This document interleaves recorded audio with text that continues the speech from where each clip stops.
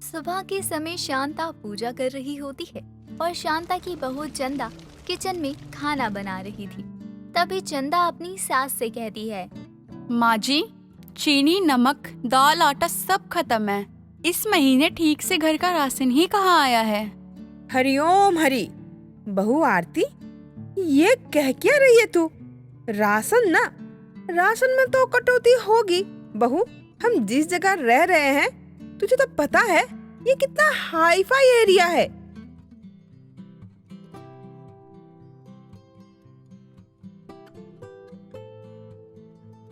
माँ जी, मैं तो आपको कब से कह रही हूँ कि इस जगह को छोड़ के हम कहीं और चलते हैं। जब हमसे ये घर ही नहीं संभाला जा रहा है तो हमारा यहाँ रहने से क्या फायदा।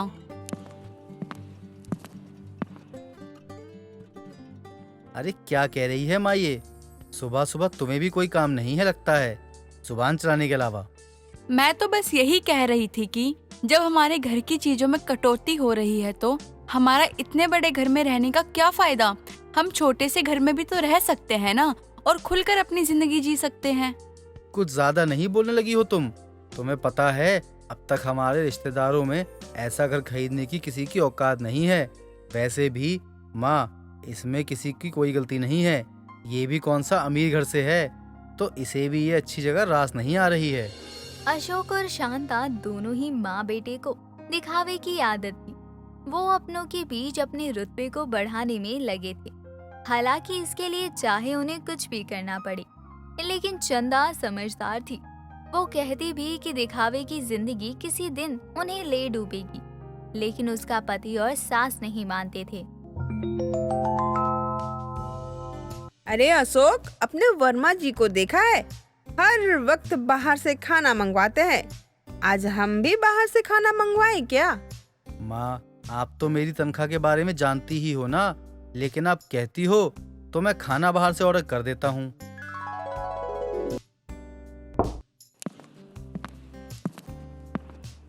अरे ले आए भैया, कब से इसी का इंतजार कर रही थी।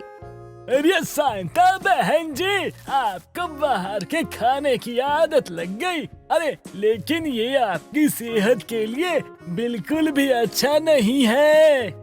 हाँ हाँ वर्मा जी, सही कह रहे हैं आप। इन बच्चों की जिद की वजह से मुझे बाहर से खाना मंगवाना पड़ता है। शांता ऑर्डर का खाना लेकर घर आती है तो उस खाने का बिल 3000 होता है। माँ जी, एक वक्त के खाने के लिए आपने 3000 खर्च कर दिए, जबकि एक वक्त का खाना तो अगर हम घर के राशन में आ जाते हैं तो ये 10 दिन चलता है। अरे बहू, खाना है तो बैठ जा, खा ले। बिना सर पैर की बातें ना किया कर। सही कहती है तेरी मौसी, गरीब घर की लड़कियों को बहू बनाकर अपने घर में नहीं लाना चाहिए। माँ, मुझे तो भूख लगी है, इसे खाना है तो खाए, वरना सूखी दाल रोटी खाए। ऐसे ही समय बीत रहा था। चंदा घर के हालात देखकर परेशान थी। ना उसे ढंग से खाना मिल रहा था, ना ही उसका परिवार चैन से रोटी खा पा रहा था। इधर दोनों माँ बेटों के शौक और भी ज्यादा बढ़ते जा रहे थे।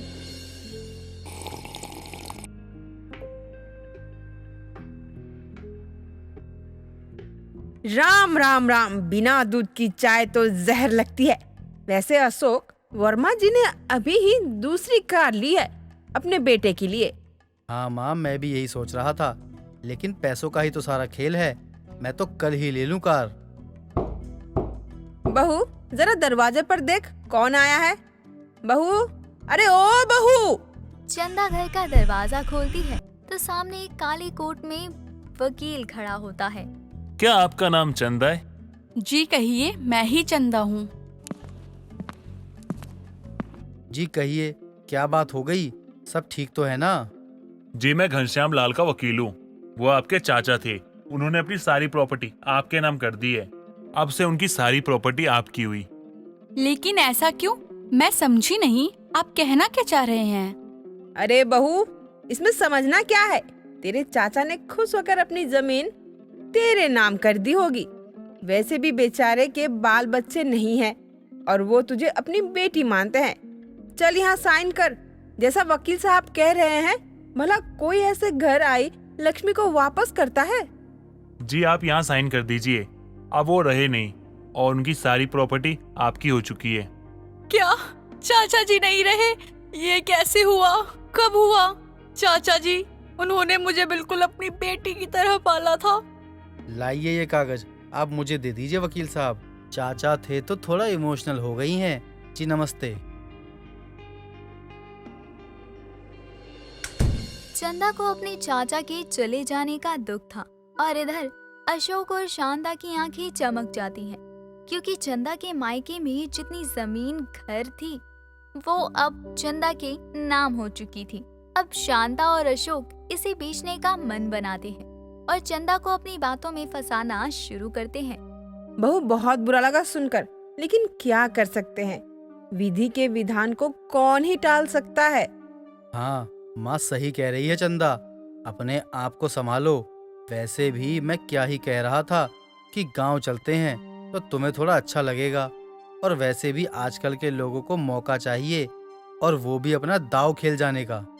हाँ बहू, अशोक सही कह रहा है। आजकल के लोगों को इंसान के जाने का दुख कम और उनके पैसों पर, घर जमीन पर नजर ज्यादा होती है। तुम मेरी बात पर गौर कर रही है ना? हाँ माँ, आप ठीक कह रही हैं। एक बार हमें गाँव हो आना चाहिए। चंदा अपनी सास और पति के साथ गांव पहुंचती है और आस पड़ोस के लोगों से मिलने के बाद घर में जाती है और बहुत ही इमोशनल होती है। घर तो अच्छा है और घर के पीछे जो जमीन है वो भी चंदा के चाचा की ही है। माँ अब हमारा कार का सपना समझो पूरा हो गया। बस चंदा किसी तरह मान जाए, उसके बाद तो हम भी शर्मा जी, वर्मा जी और गुप्ता जी की तरह सबका मुकाबला कर लेंगे और रिश्तेदार को तो 100 साल पीछे छोड़ देंगे। हाँ ये तो ठीक कह रहा है। चल अब चलकर बहू को थोड़ा समझा देते हैं, कितना नौटंकी करती है तेरी बीवी।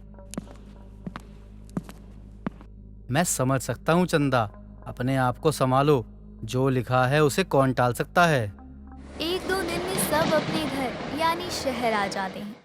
इधर शांता और अशोक मौका ढूंढ रहे होते हैं कि कब वो चंदा को अपनी बातों में फंसाएं। ठीक हो ना तुम चंदा? तुमसे मुझे और माँ को एक बात करनी है। दरअसल बात ये है, हम चाहते हैं कि तुम अपना गांव का चाचा जी वाला घर बेच दो ताकि हम एक नई कार ले सकें। हाँ बहू, मैं भी तुझे यही कहना चाह रही थी, लेकिन तू मुझे ठीक ही नहीं लग रही थी। वैसे भी तू जानती तो है कैसे और कब करेंगे हम वहाँ से यहाँ आना जाना। नहीं माँ जी, मैं चाचा जी की जमीन नहीं बेच सकती क्योंकि उस घर जमीन से उनकी यादें जुड़ी हुई हैं। बहू प्यार से समझा रहे हैं, मान जा, इसमें तेरी भी भलाई है और हमारी भी। चंदा को शांता और अशोक बहुत मनाते हैं लेकिन वो मानती नहीं और शांता भी गुस्से में घर से निकल जाने को कहती है। जब तू हमारे फैसले के खिलाफ रहना चाहती है तो ठीक है, मुझे भी तेरा इस घर में रहना पसंद नहीं है। निकल जा अभी के अभी मेरे घर से, समझी? माँ सही तो कह रही है, मैं भी तुम्हारे यहाँ रहने के खिलाफ ही हूँ। चंदा को ये बातें बुरी लगती हैं और अब वो अपने गांव यानी अपने चाचा के उस वीराने घर में अकेले रहने का फैसला ले लेती है। इधर शांता और अशोक का दिमाग अब भी शांत नहीं हुआ था। वो अब अपने उस घर को गिरवी रखकर लोन ले लेते हैं और उन्हीं पैसों से एक कार लेते हैं। देखा, चंदा सोच रही होगी हम यहाँ कैसे जी रहे हैं। अरे उसे क्या पता हम यहाँ ऐश में हैं। माँ वो बात तो ठीक है, अब तक इसकी 3 ही किस्तें गई हैं, लेकिन मुझे आगे की किस्तों की टेंशन हो रही है। अशोक की चिंता परेशानी जायज भी थी क्योंकि अगले ही महीने अशोक अपनी नई गाड़ी की किश्त भर नहीं पाता। उसके बाद उनके घर को जब्त कर लिया जाता है। बेटा हम लुट गए, बर्बाद हो गए। अच्छा होता हम पहले ही बहू की बात सुन लेते। माँ अब कहाँ जाएं, क्या करें? पहले ही बहुत बदनामी हो चुकी है। मुझे लगता है हमें चंदा के पास चले जाना चाहिए। इधर चंदा अपने चाचा के उस वीरान घर को अपने होने से खूबसूरत बना चुकी थी। साथ ही अपना गुजर बसर करने के लिए वो पास के ही एक स्कूल में बच्चों को पढ़ाने का काम करती। अब शांता और अशोक अपनी कार से गांव पहुंचते हैं और चंदा को सारी बातें बताते हैं। बहू हम तब तेरी बात मान लेते, तो आज हमें ये दिन देखने की नौबत ही नहीं मिलती। हाँ, माँ सही कह रही है चंदा। मुझे तो कुछ समझ में भी नहीं आ रहा।